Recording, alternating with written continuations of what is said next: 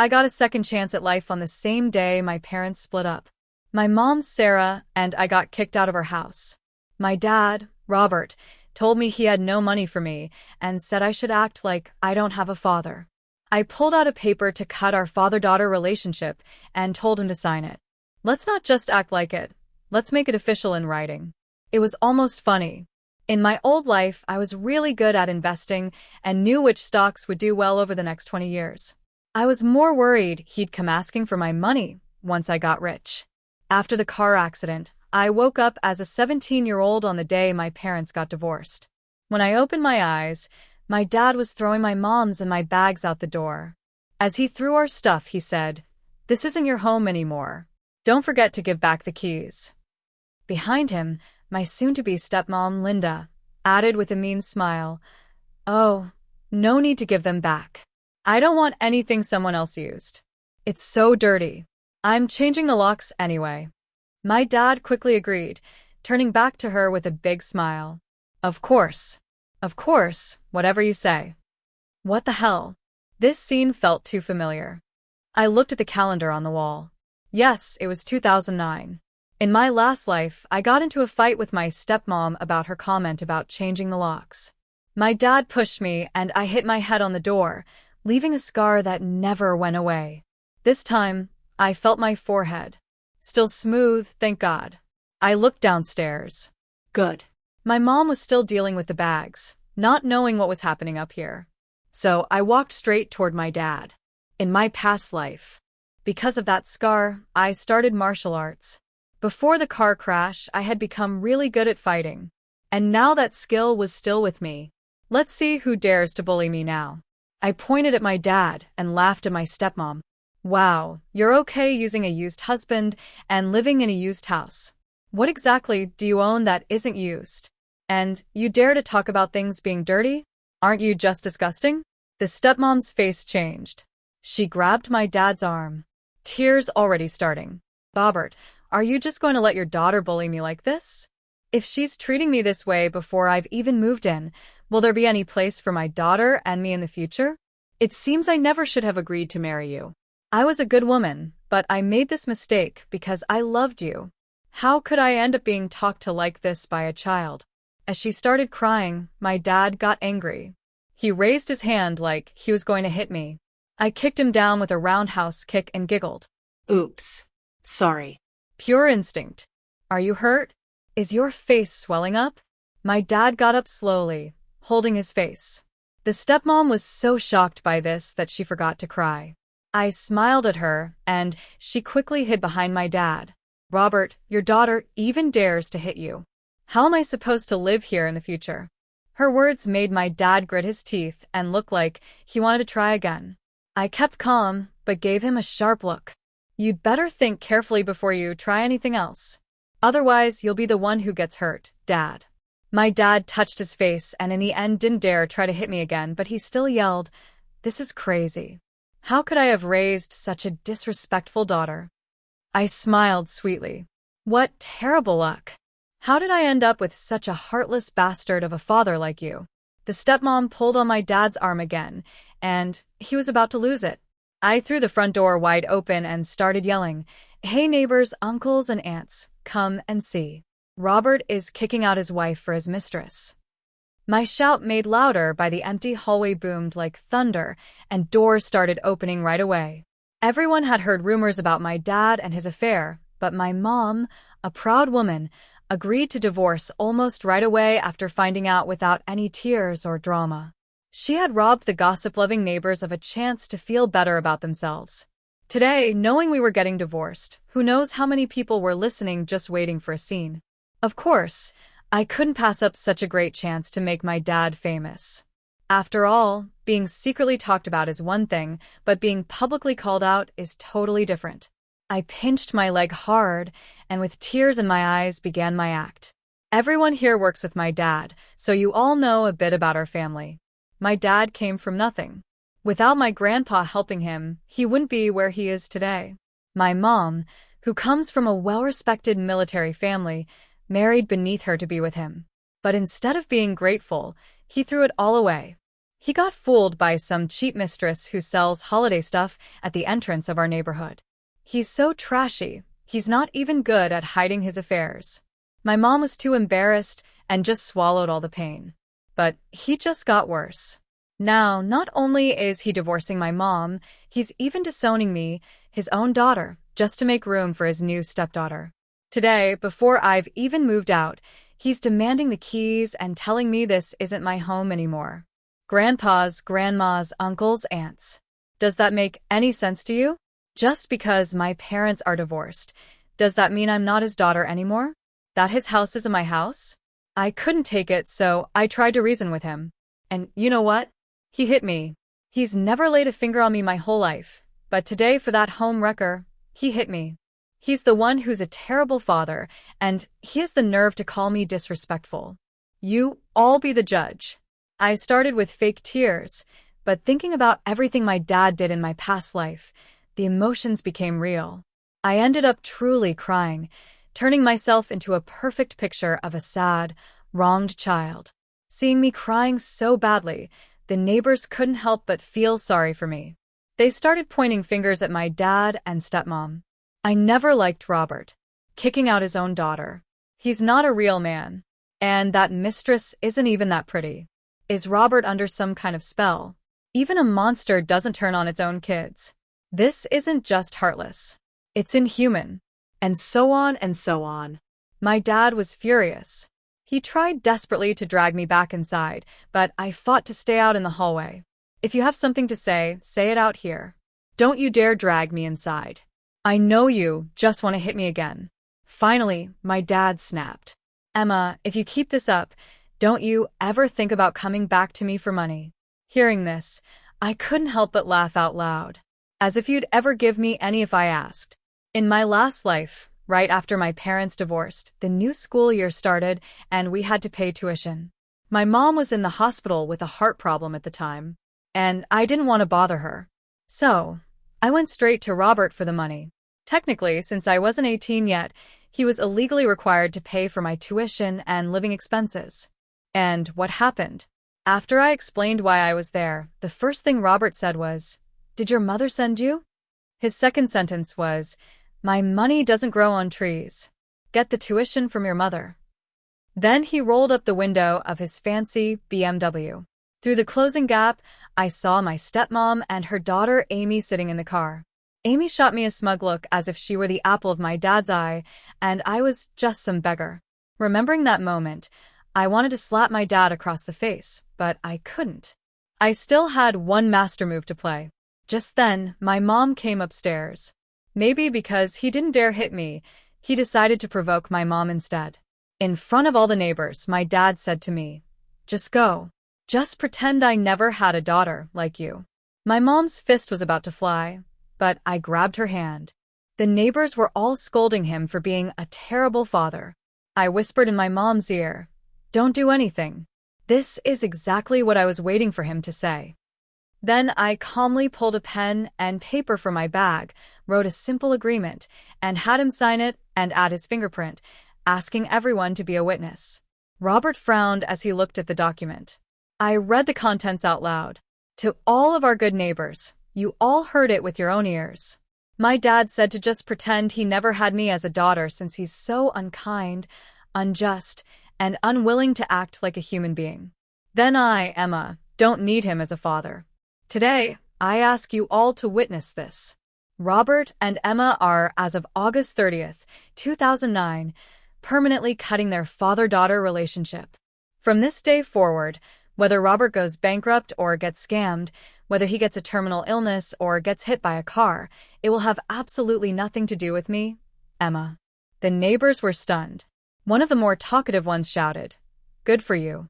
Under pressure, Robert quickly signed the agreement and put his fingerprint on it. Then I grabbed my mom and we left. My mom wanted to grab the last piece of luggage, but I said, "Forget it. Let's just leave the trash behind. It's got a bad vibe and it'll mess with our new life." My mom looked at me surprised, but then she smiled and said, "Okay, whatever my daughter says." Just then, an older lady who was good friends with my mom came over and wiped my tears. Live a good life. Make something of yourself and show that blind fool of a father. Exactly. You two need to be strong from now on. He's not worth it. Amid the chorus of blessings from our neighbors, my dad's face was swollen with anger. The stepmom had long since hidden inside the house, too scared to come out. Feeling ashamed now. Too late. I was sure that after today's drama, if my dad and stepmom had any sense of shame, they'd be selling this place and moving out right away. And next year, the property values in this neighborhood were going to see an unprecedented spike. The thought of them regretting this decision for the rest of their lives almost made me laugh out loud. Robert and Linda, your lives aren't going to be as smooth and comfortable as they were last time. Everything you owe my mom and me, I'm going to take it all back. Before heading to the new apartment my mom rented, I took her out for some amazing steak and ribs. In my last life, my mom was always worried about her weight. Even though she loved places like this, she always avoided them to stay thin. This time, I didn't want my mom to diet. And sure enough, as she ate, the corners of her mouth were turned up in a constant smile. My mom is beautiful. Although the divorce had left her looking a bit worn out, when she smiled, her eyes crinkled and she was still radiant. My heart stirred. I remembered that in my past life, after the divorce, her mouth always seemed to be turned downwards in a permanent frown. I always thought that, like me, she was struggling to get over the divorce because of how unfair it was. But looking at her now, she didn't seem too affected by it. So, could it be possible that in my past life, a large part of my mom's unhappiness was because of me? I couldn't help but think back to this very day in my previous life. My dad had split my head open, and my mom got into a huge fight with him, but he wouldn't even take me to the hospital. After I was treated, my mom held me and said, "From now on, just pretend you don't have him as a father." But back then, I just couldn't accept it. I couldn't understand why my dad would be nice to Amy, but not to me. I was his real daughter after all. I felt like Amy had stolen my father. I competed with her in everything at school, and I lost every time. When my dad bought Amy a new phone, I smashed it. If I couldn't have it, neither could she. My stepmom came to the school and screamed at me in front of my mom. "You've got a mother, but she clearly never taught you any manners." I screamed right back, calling her every name in the book, a mix of English and other curses, anything I could think of. I didn't care that I looked like a crazy person in front of the whole school, or that my mom was so embarrassed she couldn't even lift her head. Later, my dad slapped me and confronted my mom. "Sarah, is this the daughter you raised?" The famous upbringing of the Lin family is truly an eye-opener. But even in that humiliating moment, my mom still protected me and clawed at my dad's face. I still remember her words to him crystal clear. "What's wrong with the daughter I raised? She just wants her own father to notice her. Is that so wrong? You too, a cheating man and a homewrecker, when C can be all lovey-dovey. I find it disgusting and don't want to deal with it. But that doesn't mean what you're doing isn't disgusting. You can do it, but my daughter can't talk about it. Robert, you should be grateful that your own daughter doesn't find you completely disgusting and is still trying everything to get your attention. But you don't deserve it. Go on. Be a great dad to your stepdaughter. My daughter doesn't need you anymore. And I'm telling you right now, if you ever dare to lay a finger on her again, I'll risk everything to ruin you. Just see if I don't." Maybe he was scared by my mom's intensity. My dad just muttered, "Crazy woman," and left, protecting my stepmom and her daughter. Later, he pulled some strings to get Amy transferred to a different class just to keep her away from me. And I, the one left behind, was almost given a formal punishment for repeatedly picking fights with Amy. In the end, it was my mom who begged everyone she could to keep it off my permanent record. That day when my mom picked me up from school, she told me sadly, "Emma, honey, I'm so sorry I couldn't give you a father who loves you. But your life is your own. Even if your father doesn't love you, you have to live well for yourself." After saying that, my mom went into the kitchen. I saw her secretly wiping away tears. I really wanted to go in and hug her to tell her, "Mom, you have nothing to be sorry for. Having you is all I need to be happy." But teenage awkwardness kept me from taking that step into the kitchen. That was one of my biggest regrets from my past life. That night, my mom made me fragrant egg fried rice, but she didn't eat a single bite herself. I silently promised to live well and never make my mom sad again. But by then, the college entrance exams were already very close.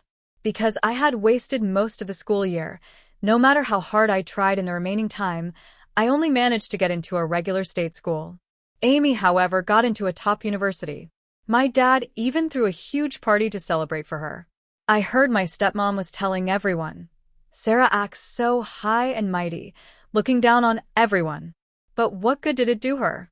Her own daughter was ruined by her and didn't even test as well as my Amy. My Robert was so disappointed. I just told Robert, you can't control your kids. No matter how angry you get, it's useless if your daughter doesn't work hard herself. Luckily, you have Amy now. Isn't Amy your daughter, too? You really came out on top in this deal. The person who told this to my mom did a perfect imitation. My mom didn't say anything, but who wouldn't feel humiliated hearing that? Probably because of all this pent-up humiliation and frustration, my mom developed heart failure during my second year of college. By the time it was discovered, it was already in the final stages. The doctor said the only cure was a heart transplant. I was in college, and my mom had taken early retirement due to her health. You could imagine our financial situation. I had no choice but to go beg my dad to lend me money for my mom's transplant. Of course, I was met with nothing but my stepmom sneering. I'll never forget her standing over me, looking down her nose. "Emma, your dad and mom are divorced. He was required to support you until you were 18, but you're 19 now. He has no obligation to you, let alone your mother." "Who was your mom to him?"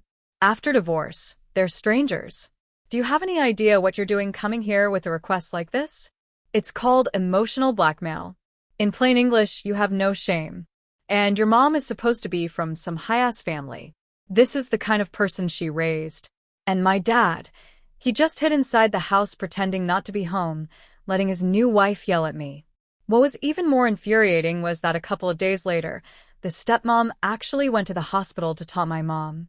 What's the use of being so proud your whole life?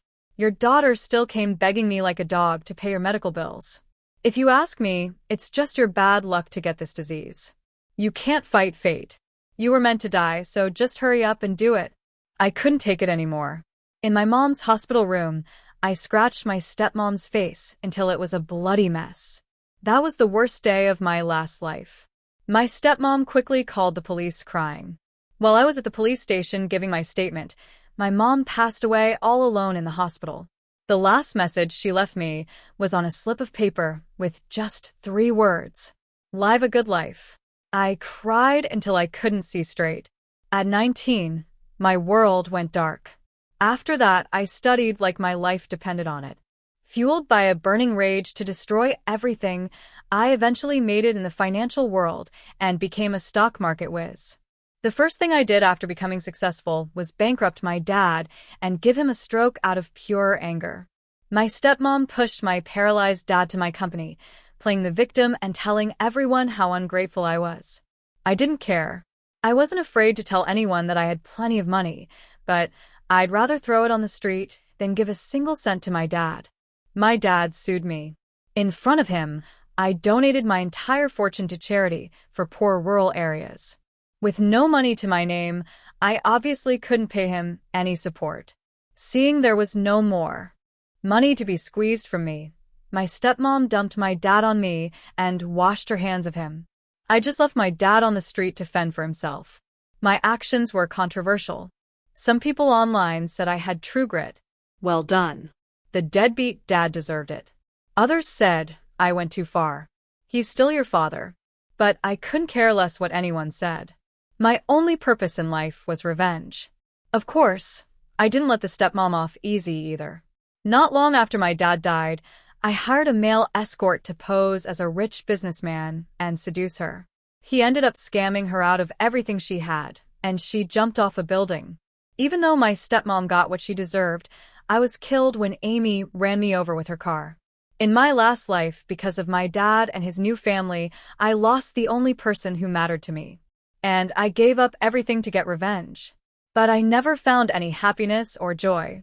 This time, first things first, I have to save my mom. I will never let her be sad because of me again. I'm going to make her the happiest mom in the world. I linked my arm through my mom's, put another piece of meat on her plate, and told her, "Mom, you still have me. I will definitely make you happy." My mom looked at me gratified, her eyes smiling. "I'm a grown-up, Mom. How could my happiness depend on you?" She sighed. "As long as you don't let this divorce affect you and you study hard, that's all I need." I made a funny face at her and promised, "Don't you worry about that. Your daughter knows what's what." I broke it down for her. "Dad betraying you was wrong and unjust. Choosing a woman like Linda shows he has terrible judgment. A disloyal, clueless, lovesick loser like him is bound to have bad luck. He'll probably crash and burn sooner or later. Us leaving him early, that was fate saving us. I'm thrilled. Only a fool would let him affect me." My mom looked at me and burst out laughing. Then she quickly tried to stop it, feeling it wasn't right to laugh, and put on a stern face. "You child, where did you learn to talk like that? Don't say such things anymore. Have some class." He say that, but you were clearly enjoying it. "Oops," I said the quiet part out loud. My mom glared at me, but I wasn't scared of her at all. Being back with my mom felt so wonderful. This time, I decided I was going to be the most loving daughter ever. I was going to make up for all the affection I never showed and all the playful whining I never did in my past life. I popped a piece of meat into her mouth. "Just admit it. Weren't you happy when I totally destroyed them back there?" My mom ate the meat and couldn't hold back her laughter anymore. Well, it would be hypocritical to say I wasn't. We looked at each other and burst into loud, happy laughter. A long-forgotten feeling of happiness bloomed in my heart. It turns out happiness needs a love to grow. This was a taste I hadn't experienced since losing my mom in my last life. That night, lying in the small apartment my mom had rented, I slept like a baby. In my past life, consumed by hatred and fighting with those scumbags, I don't think I ever had a single night of truly peaceful sleep. This time, armed with all my skills, I knew my mom and I would have a great life. Dreaming about our future, I quickly fell asleep. But when I woke up in the middle of the night needing to use the bathroom, I found my mom sitting in the living room sighing deeply, repeatedly punching numbers into a calculator. Looks like she was worried about money. Seeing me, my mom looked up. "What do you think? Should we buy an air conditioner first or a refrigerator? This heat will probably last until October. If we don't get an AC, I'm worried it'll be too hot for you to study. But without a fridge, we have to eat all our leftovers in one sitting. I only have enough money for one right now." I went over and wrapped my arms around her neck, full of confidence. "Get the AC first. We should be eating fresh food anyway. Mom, if you're worried about money, I've been learning about the stock market lately, and I have some ideas." My mom's eyes went wide. I gathered my thoughts, trying to sound casual. "I'll tell you about a few stocks. You can watch how they perform. If they go up, it means I have a good eye for it. And then Mom can try buying a few." I was expecting praise, but instead my mom blew up. She shot up from her chair, her eyes red. "Emma, are you trying to give me a heart attack? It's your senior year, and you're not studying. You're looking at stocks. Do you even want to go to college?" Sigh. I had planned for everything except this reaction from my mom. Worried I'd blown my cover, I quickly apologized and used the excuse of having to get up early for school to escape back to my bed. Lying there, I was wide awake. I started scheming about the easiest way to give my mom and me a better life. It was 2009. I remembered that Bitcoin's initial price was less than a cent. If I could just hoard 10,000 Bitcoins, I could easily crush my dad and live a life of leisure. But then I remembered my past life, how my stepmom lorded it over my mom because my entrance exam scores were worse than Amy's. I knew I had to study hard. Right now, nothing would make my mom happier or my dad and stepmom angrier than me getting the top score and getting into a top school like Stanford. This time, I had to change my strategy.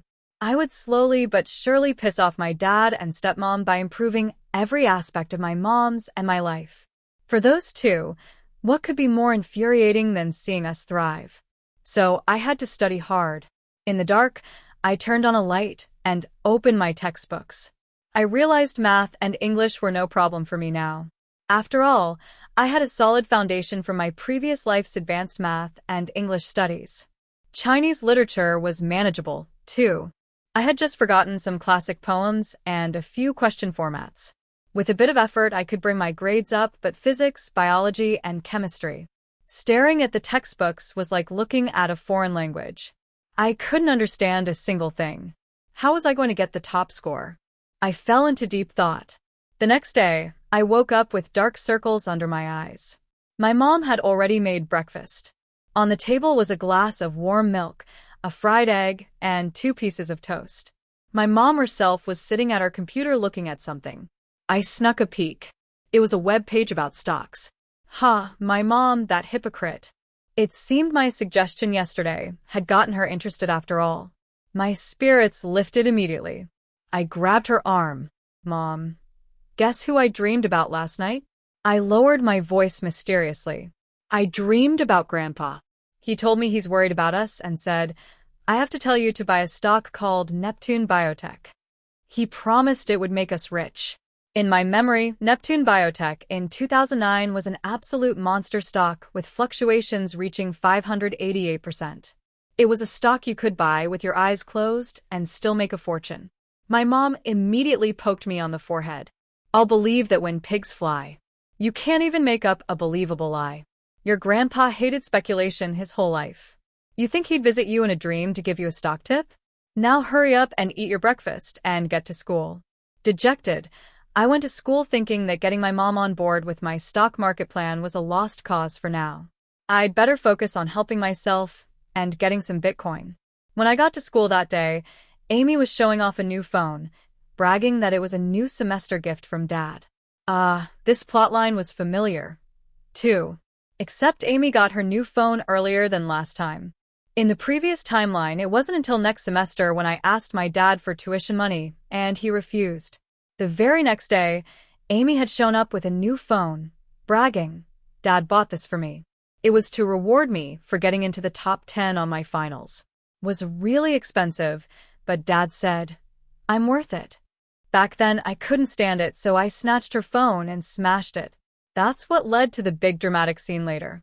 My mom was publicly accused by my dad and stepmom of having no class and not knowing how to raise a child. Although she got into a huge fight with my dad, the stress of it all made her sick and planted the seeds of her future illness. Thinking about it now, Amy always knew I had a short temper. For her to deliberately come and show off her phone in front of me, you have to be an idiot not to think she did it on purpose. Now, I figured my dad must have bought his precious stepdaughter a new phone to make up for the public humiliation I'd given my stepmom yesterday. Seeing Amy's smug face, I immediately snatched her phone. Just as I thought, a small smile tugged at the corner of Amy's mouth. Sure enough, she was waiting for me to grab her phone and smash it. Too bad for her. I wasn't going to give her the satisfaction. I held her phone up high and, under her expectant gaze, announced to the whole class, Hey everyone, check this out. Come take a look. This is the new phone my dad Robert bought for his stepdaughter Amy. But just yesterday, when my dad was divorcing my mom, he told me to my face that he had no money to support me, that I should just pretend I don't have a father. He has no money for his own daughter, but he has money to buy a phone for his stepdaughter. Why do you all think that is? The entire class's attention was on me and Amy. Amy knew I wouldn't have anything good to say. Her face was as red as a boiled crab as she jumped up trying to reach the phone in my hand. I was a good half a head taller than her. There was no way she could reach it. I toyed with her like she was a puppy, making her spin in circles as I revealed the answer. Of course, it's because her mother is a home wrecker who seduced my dad, that giant loser, into abandoning his wife and daughter. My classmates knew some of the story, and even those who weren't close to me felt sympathy for the poor girl abandoned by her own father. Plus, for the past 6 months, Amy had been acting like she was suddenly rich ever since her mom got with my dad, constantly showing off her new designer shoes, watches, and bags. A lot of people were already sick of her. So now with me putting her in her place with both logic and emotion on my side, everyone was on my side. The moment I finished speaking, the class erupted in laughter. A few of my closer friends were laughing especially loud. Amy barely managed to hold back tears. "Emma, your dad bought this for me willingly. You're just jealous of me." I snorted. "Jealous of what? That you have a mother who seduces other people's husbands? Or that you have a biological father who's in jail? Or maybe I'm jealous of your family's prestigious background, like mother, like daughter. Maybe someday you can find a sucker like my dad and use someone else's daughter's tuition money to buy your own daughter a phone." The class laughed even louder. No matter how thick-skinned or cunning Amy was, she couldn't take it anymore and raised her hand to slap me. But as a 6th-degree black belt, was she really in any position to slap me? I grabbed her wrist tightly and warned her. "I'm advising you to quit while you're ahead. Your stepdad bought you a phone. He thinks it's worth it. He's willing to be the sucker and nobody can say anything. But for you to be and to flaunt it in front of me, the victim is just asking for a beating. Consider this a lesson. Stay away from me from now on. Otherwise, every time you come near me, I'll have to remind you what a lowlife you and your mother really are." My speech was logical, powerful, and hit all the right notes. The onlooking students not only cheered for me, but some even started clapping. Tisk tisk. The power of public opinion, public shaming, and popular support. I really knew how to wield it. Amy finally couldn't take it anymore and ran away bursting into tears. My classmates all gave me a thumbs up. Looking around the class, there was only one student who didn't give me a thumbs up. But I saw his profile. He was trying to hide a smile. Clearly, he was also enjoying the show. I dug into my distant memories and recognized the secretly smiling male student as Michael, the academic whiz from my past life. Didn't he get into Stanford or something? My eyes lit up and I walked over to the star student. "Michael, how about we make a deal?" I was planning to offer him 100 bitcoins in exchange for his help with my studies, but at this point, Bitcoin sounded like a joke. I racked my brain trying to figure out how to phrase it, so I wouldn't sound like a complete idiot. "You saw my family situation. My dad and my stepmom are just waiting to see me fail. As they say, you have to fight for your pride. I have to do well on my college entrance exams. For the sake of being classmates, can you help me study? I don't have any other requests. Just let me borrow your notes. I won't let you help me for free. I'll pay you." Before I could even mention my grand prize of 100 bitcoins, Michael shot up from his seat as if he'd won the lottery, his face flushed with either excitement or nervousness. "I'll do it." I looked at Michael. Michael looked at me. His face was red, but his eyes were shining brightly, like stars. "I'm willing to help you study. I don't need any payment." Is this kid an idiot? It seems he had no idea what he was turning down. I waved my hands frantically. No, you don't understand. What I'm offering you is a life-changing fortune. Even if you don't want it, I have to give it to you. I'm afraid you'll regret it later." Just then, out of the corner of my eye, I saw that Amy had actually come back. She was crying and shooting daggers at me with her eyes.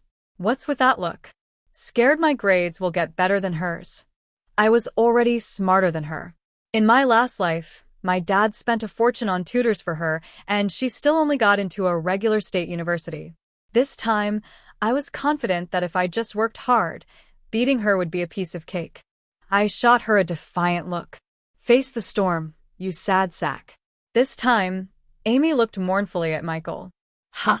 That look, it clearly wasn't fear of me surpassing her in academics. She liked Michael. Well, that's just fantastic. I knew exactly what to do. Under Amy's murderous gaze, Michael and I exchanged phone numbers and social media handles. I gave him a playful wink and told him I'd message him tonight. His eyes curved into a smile, and he nodded, his face turning red again. After getting Michael's info, I flipped my hair in Amy's direction and swaggered back to my seat.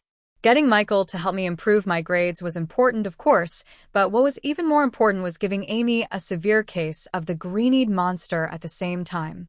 Over the next few days, with Michael's help, I studied diligently. There's a reason he was the top student. His notes were incredibly well organized with every concept broken down and explained clearly. His study methods and problem-solving strategies were simple and effective. Combined with my existing foundation, I was full of confidence for the college entrance exams. Of course, I didn't forget to secretly use the home computer to start mining Bitcoin. In just 1 week, I mined 100 coins. To repay Michael for his unreserved help, I decided to give him all 100 coins. When I handed him the USB drive with a private key and told him he absolutely had to hold on to it until 2021, I said, "You might not believe me now, but the blockchain technology that Bitcoin represents will bring huge changes to the world. Bitcoin will become a new international currency in the future. You have to believe me and keep these coins." I was expecting skepticism or disdain and had a whole speech prepared to convince him. To my surprise, Michael asked excitedly, "You know about Bitcoin too? You also believe blockchain will change the world?" My eyes lit up and I looked at him with newfound respect. In that moment, it was like we were long-lost siblings who had finally found each other in a vast sea of people. I don't know if it was because of Bitcoin, but from then on, Michael treated me like a kindred spirit and would often come over to chat about it after class. This infuriated Amy one time. Seeing us deep in conversation, she actually came over and asked what we were talking about. Michael and I exchanged a look, and then he told her, "We're talking about things you probably wouldn't understand." The smile on his face sent Amy into a rage. After Michael went back to his seat, Amy started taunting me, saying that no matter how much I cozied up to the top student, my grades would never improve. A slacker who ranks in the 30s or 40s shouldn't be wasting Michael's precious study time. In the time he wastes on you, he could solve 2 more problems. But then again, a loser like you wouldn't understand how valuable a top student's time is. Seeing Amy's eyes about to roll into the back of her head, I figured I had been patient enough. In front of the whole class, without saying a word, I slapped her hard across the face. Amy let out a yelp and ran to the homeroom teacher to complain. I'm not afraid of you." When the teacher, Mrs. Anderson, was dragged in by Amy, I was crying even louder than she was. Both Mrs. Anderson and Amy were stunned. With snot and tears streaming down my face, I cried, "Mrs. Anderson?" Amy was mocking me. She said I was an idiot, just like my unlucky mother, and that no matter how hard I study, I'll still be an idiot. Mrs. Anderson immediately shot Amy a look, one that clearly asked if she had really said something so awful. I was sobbing so hard I could barely breathe. And I looked up at the teacher. "Mrs. Anderson, I want to study hard. That's why I asked Michael for help. I want to improve." What does that have to do with Amy? Isn't it enough that she stole my dad? Now she won't even let me study and get better. The teacher was speechless for a moment, and her expression toward Amy became complicated. Mrs. Anderson obviously knew about Amy's mom stealing my dad.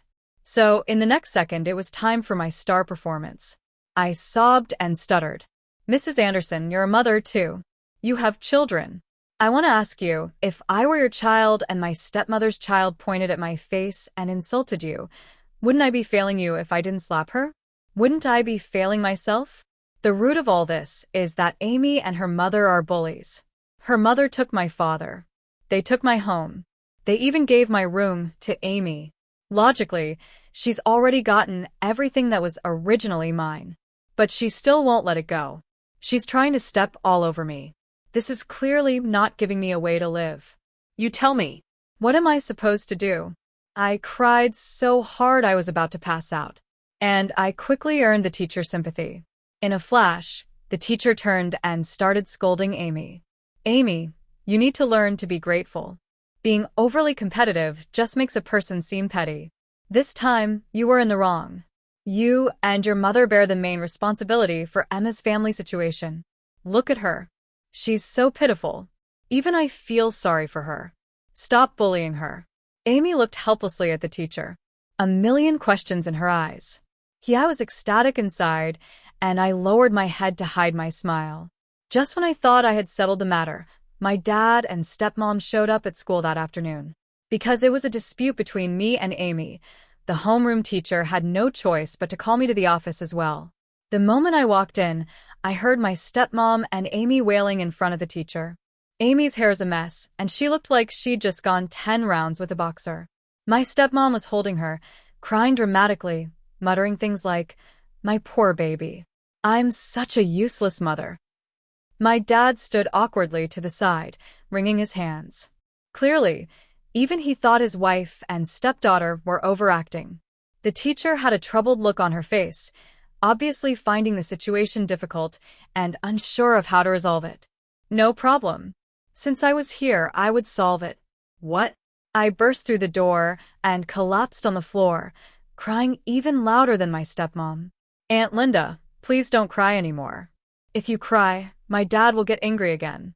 My dad was stunned and took a step back, probably not expecting this move from me. I looked up at my dad and immediately scrambled over to hug his legs. "Dad, please don't be mad. I'll never provoke Amy again. I know I was wrong. From now on, if she slaps my left cheek, I'll offer her my right. Please don't be mad at me. Please don't stop paying my tuition, okay? I'm begging you." My dad was about to say something, but I cut him off. "Dad, don't transfer me to another class. Don't make me switch schools. I've just started to catch up with the class, and I want to get into a good university to make you proud. I'm begging you, Dad. I really won't ever mess with Amy again. From now on, whatever she says goes. I can wash her clothes. I can bring her tea. I'll do anything." The teacher was clearly moved by my spectacular performance. She shot a look of pure disgust at my stepmom, who was still clutching Amy, and at my dad, whose face was a mixture of anger and embarrassment. Meanwhile, I was busy wiping my tears and snot all over my dad's expensive pants. My dad's face was full of disgust, but in front of the teacher, he couldn't push me away. The helpless, ridiculous look on his face was both hilarious and hateful. My only regret was that I couldn't take a picture of him right then. Maybe it was my Oscar-worthy performance. Or maybe it was the teacher's good judgment. In any case, the teacher told my dad and stepmom that Amy had to be transferred to another class. This isn't the first time Amy has bullied Emma.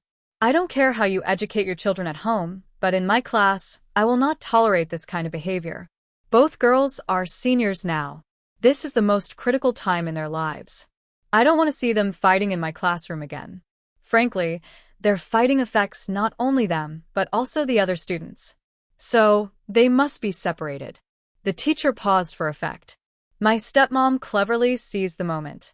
"Mrs. Anderson, our Amy, is in the top 10 of the class. I'm worried she won't adapt to a new class. If her exam scores suffer, it will be a huge problem." My dad chimed in.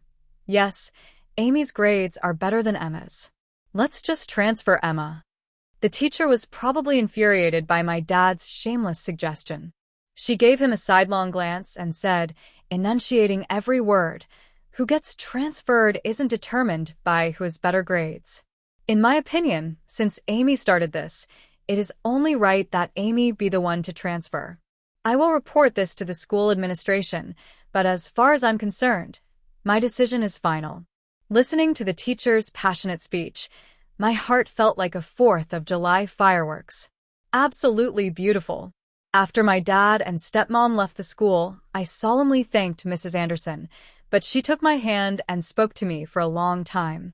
"Emma, your family situation is complicated, but that shouldn't be a hindrance to your studies. It should be your motivation. I didn't tell your mother about today's incident because I heard she's not well, and I didn't want to add to her burden. You have to understand that you can't choose your parents, but you can choose your own life. The college entrance exams aren't as hard as you think. As long as you work hard, you will definitely get into the school of your dreams. As long as I am your homeroom teacher, I will unconditionally protect and support you and do my best to clear any obstacles on your path to college. You're a good kid. I believe that one day you will overcome every challenge and become the adult you want to be. Don't be afraid, child. At school, you have me." The teacher's words moved me to tears again. This time, they were real tears. In my past life, Mrs. Anderson had also been very good to me. I had her to thank for a lot of the effort that got me into college. This time, if I had the chance, I would definitely repay her kindness. After school, I saw my mom waiting for me right outside the gate. I thought my dad had tattled on me and walked over feeling a little guilty. But to my surprise, my mom had a huge grin on her face. Let's go. Mom's treating you to Pizza Hut. Phew. Thank goodness it was just Pizza Hut. We went inside, and my mom, with a grand wave of her hand, ordered a stuffed crust pizza, chicken wings, a sirloin steak, tiramisu, a matcha lava cake, fried shrimp, and escargot. I quickly grabbed her hand as she was ordering. Mom, that's enough. That's enough. Are we not planning to eat for the rest of the week? My mom laughed heartily. Can your mom celebrate a little good news? Just eat as much as you want a day. Mom's got it covered. I quickly asked her what the good news was. She just gave me a mysterious look and asked, "First tell me, did your grandpa visit you in a dream again these past 2 days?"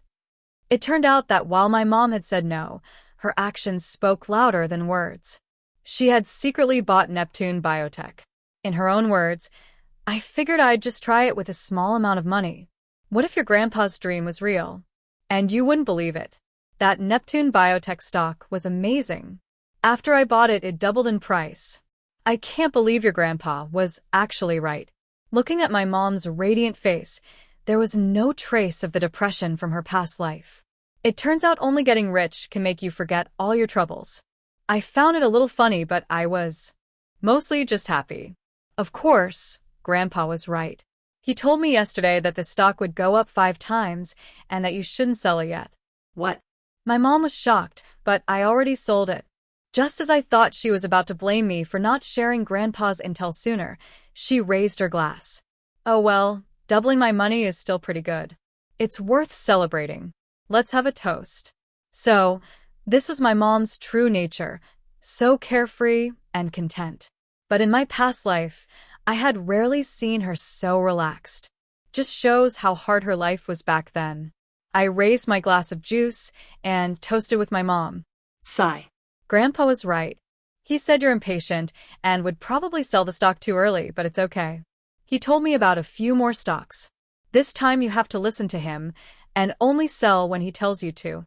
That night, as we walked home full and happy, my mom held my hand and said, "Emma, things are only going to get better for us." I wrapped my arms tightly around her neck. Of course they will. Things will definitely get better and better. You will become the happiest mom in the world, and I will become the happiest mama's girl in the world.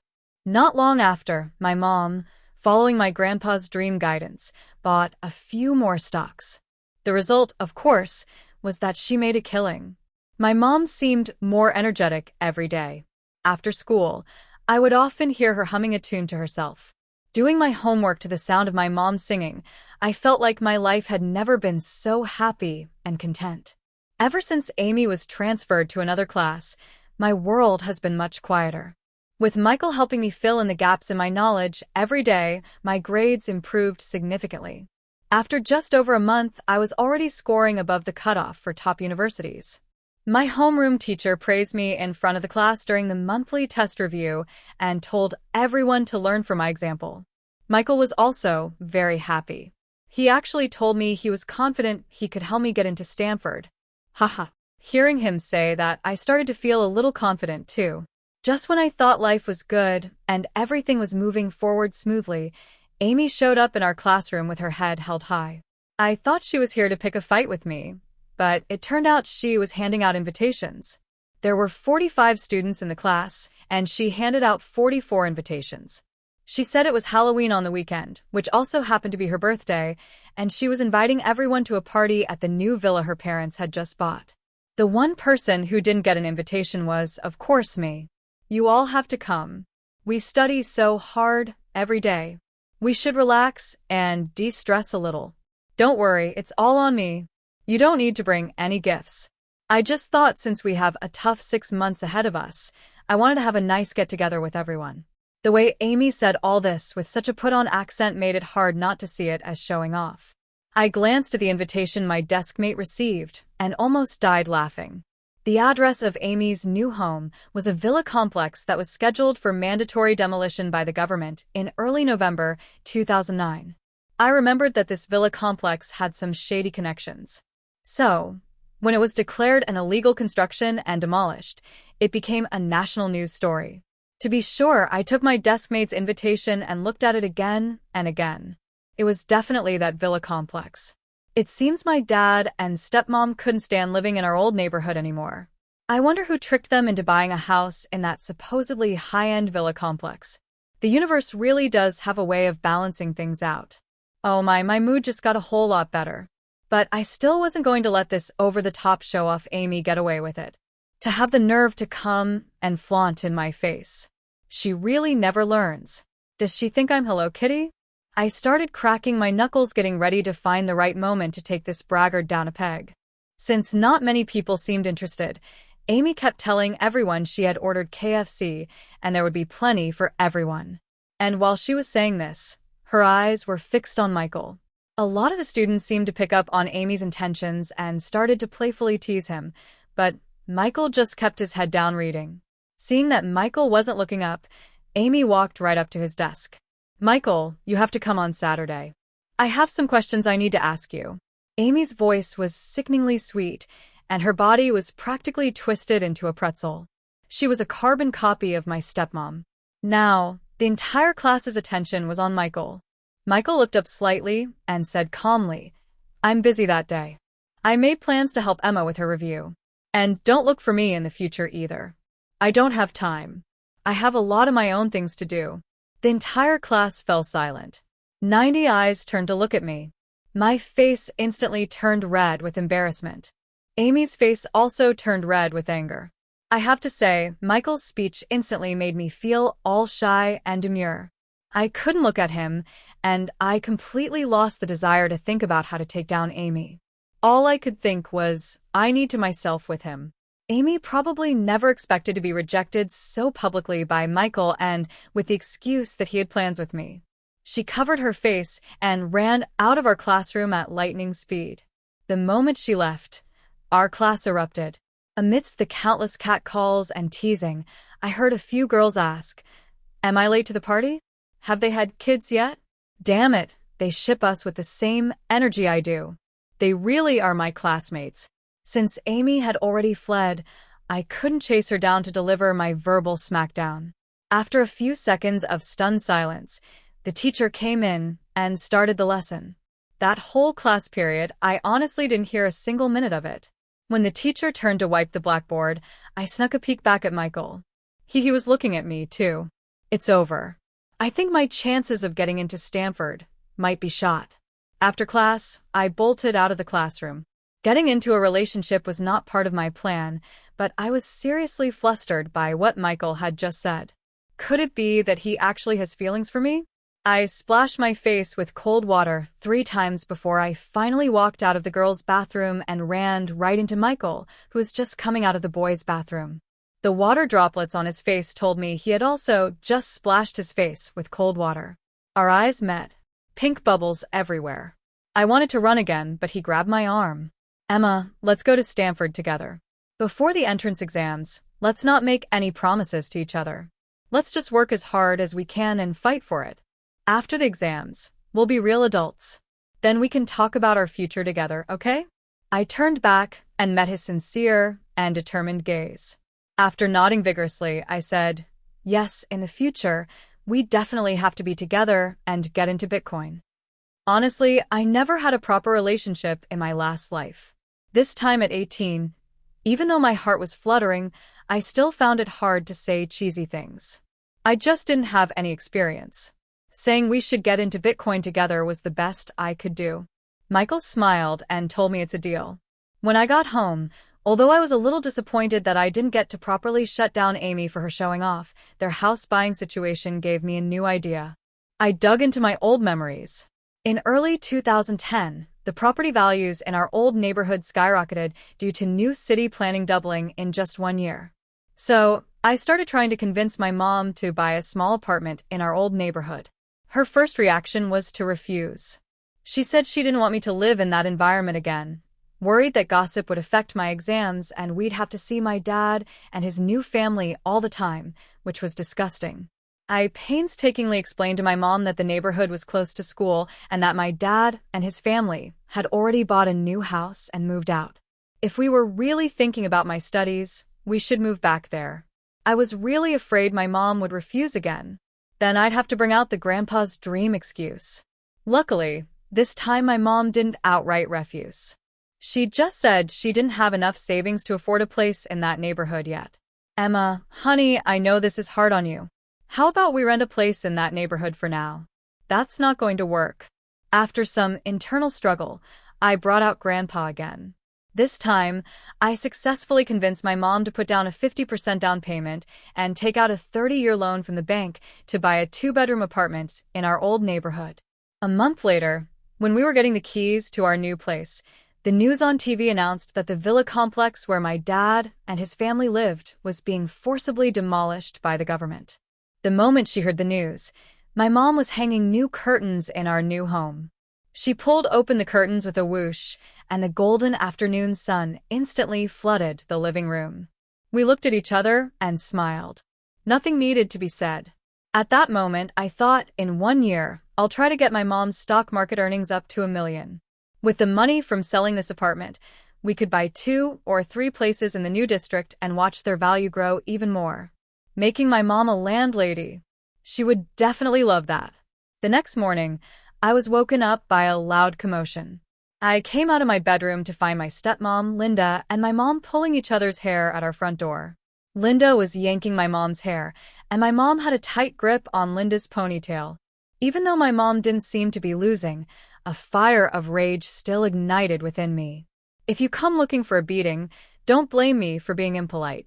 I lunged forward, wrapped my arm tightly around Linda's neck, forcing her to let go of my mom to save herself. Then, with a shoulder throw, I slammed her to the ground.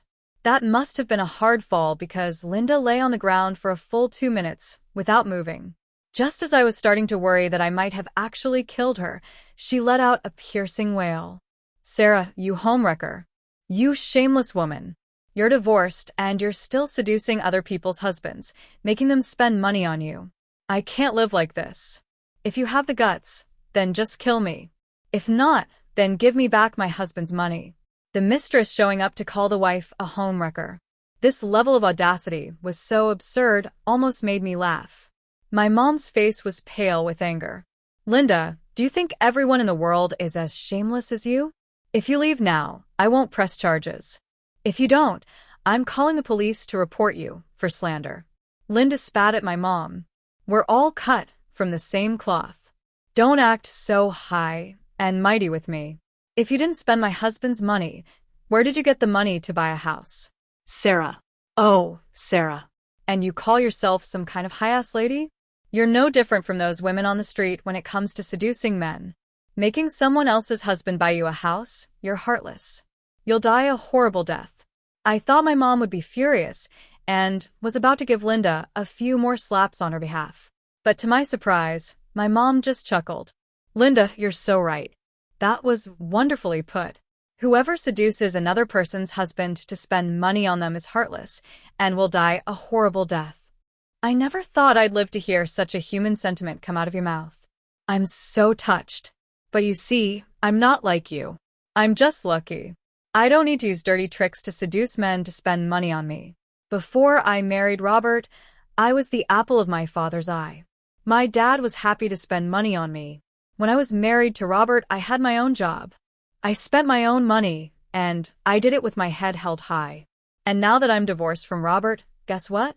My own daughter has become an investing genius. Whatever stock she says is good, it just shoots up.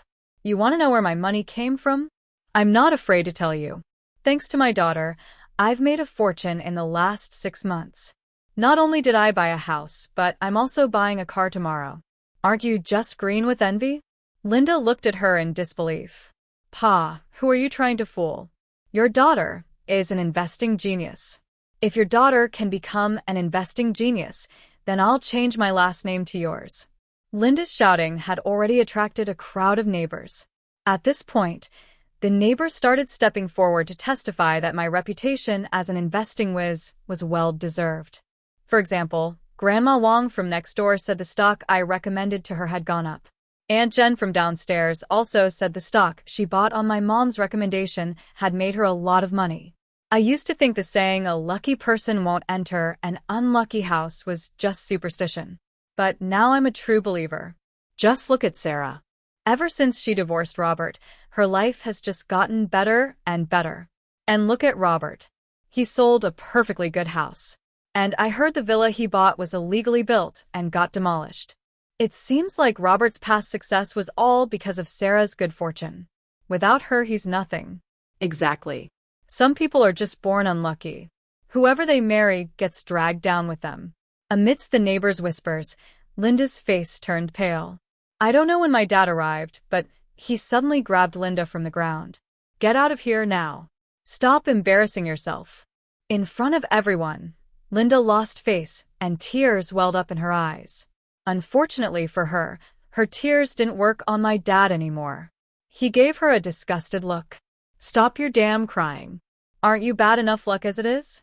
Linda's face went white, and she finally followed my dad away in shame. After that battle, I suddenly realized something. This time around, I didn't even need to waste my energy getting revenge on my dad and his new family. Just seeing us buy a used apartment was enough to make my stepmom explode.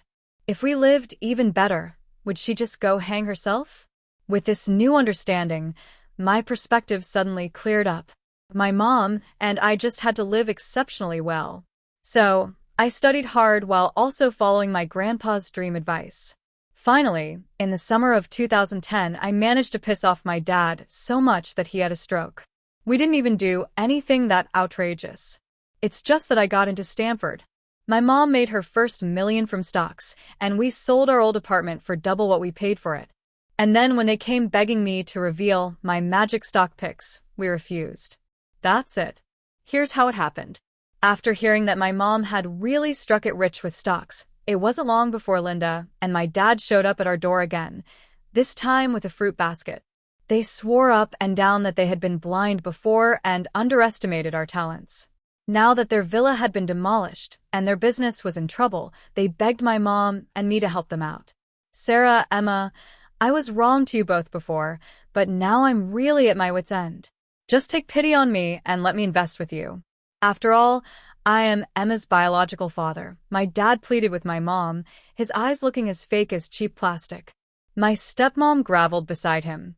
Yes, Sister Sarah, it was my fault before. You're a bigger person. Please help us. We both have children. Just think of the children and have some pity. My mom laughed, and through the fruit basket they brought out the door. Oh, Mommy's still angry. I think unless you two kneel, she probably won't forgive you. I chimed in mischievously from the side. To my surprise, Robert actually took me seriously and pulled Linda down to kneel in front of my mom. These two old fools really would do anything for money, even give up their dignity. Seeing my dad and stepmom actually kneel, a flash of disgust crossed my mom's face. I never expected Robert to say the next line, which made my mom and me burst out laughing. Honestly, these past few years, even though we've been divorced, I've really regretted it. The expression on my kneeling stepmom's face was priceless, but she forced herself to endure it for the sake of getting rich.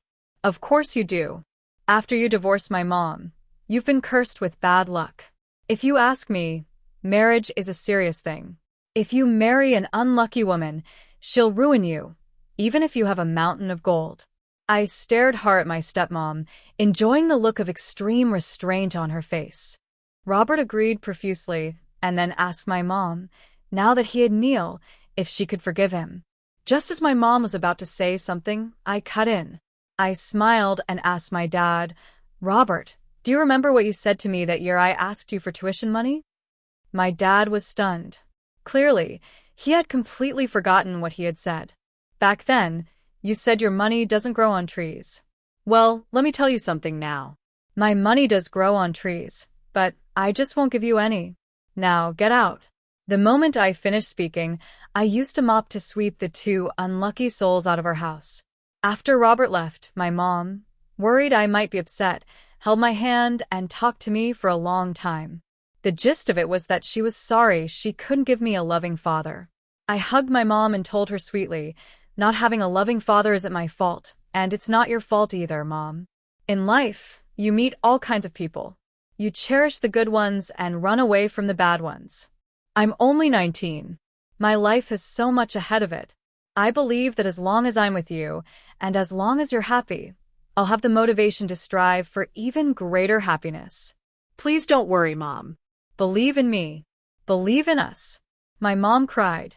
She stroked my cheek and asked, "When did you grow up? How did you get so wise?" I smiled. Because Grandpa visited me in a dream and told me to be more sensible and cause less trouble for his daughter. My mom was crying and laughing at the same time, telling me I was talking nonsense. But at the same time, she looked up at the sky, lost in thought. Looking at my sweet, innocent mom, I was so happy. In this life, I am my mother's guardian angel. To repay my supportive and protective homeroom teacher, I had my mom give her the names of the stocks. Soon, Mrs. Anderson became a wealthy woman in her own right. The day I received my acceptance letter from Stanford, Michael officially confessed his feelings for me. His way of confessing was to give me 1,000 bitcoins, which he said he had mined by working day and night over the summer vacation. Holding the USB drive that contained a massive fortune, I decided this life. It's him. After becoming a rich woman, my mom took early retirement. She signed up for the dance classes she had always dreamed of taking in her past life and was finally going to perform on stage.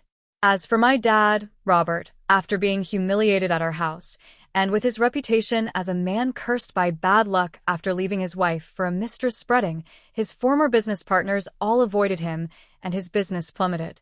Under the weight of multiple blows, he suffered a stroke just like in my previous life.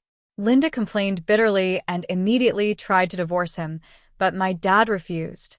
This time, my dad probably truly believed the widespread rumors that Linda was the cause of his downfall. He hated her and vowed to drag her down with him. So at the fruit stand Linda later opened, my half-paralyzed dad was often seen causing trouble. The two of them were locked in a cycle of revenge, and neither had the time to bother me. For me, this was an unexpected blessing. As for Amy, because she was in a bad mood after switching classes and her mother constantly compared her to me, she became depressed, failed to get into a 4-year university, and ended up at some unknown school. Later, my mom and I left our small city. Our own lives were too exciting for us to care about what happened to that family. After all, if you listen to too many sad stories, you're afraid the bad luck might rub off on you.